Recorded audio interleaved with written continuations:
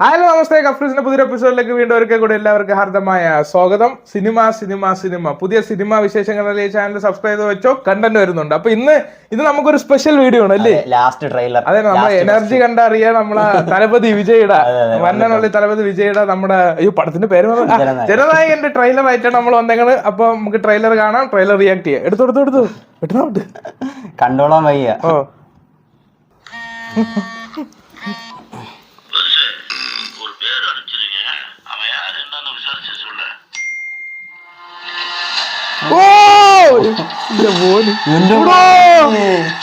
വിഷയം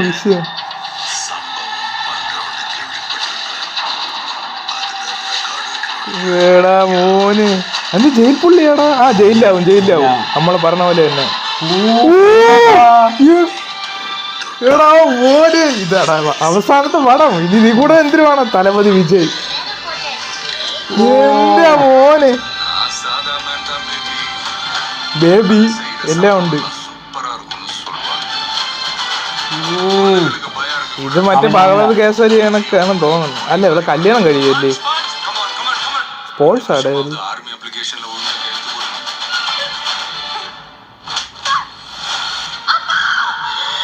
ഇവിടെ ഭഗവത് കേസരി എന്നാ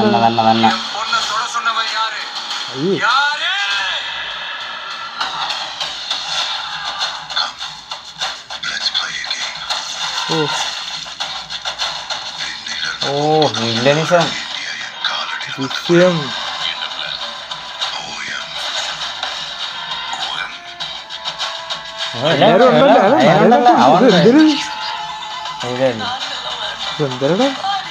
ആർമി വേണ്ടെന്ന്.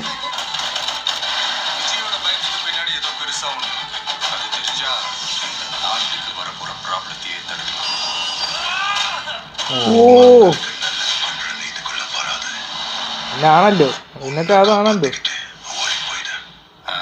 നമ്മൾ അനുമല്ല വില്ലനല്ലേ.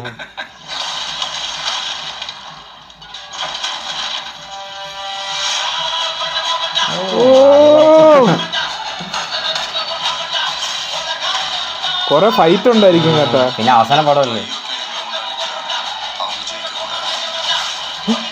എമ്പുരാന്. ഇത് മറ്റേ പാട്ട്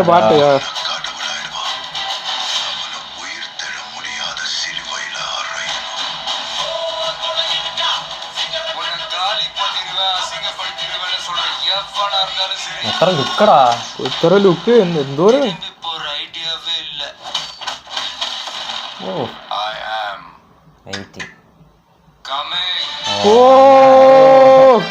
വെയിറ്റിംഗ് മാറി കമ്മിങ് ആയി.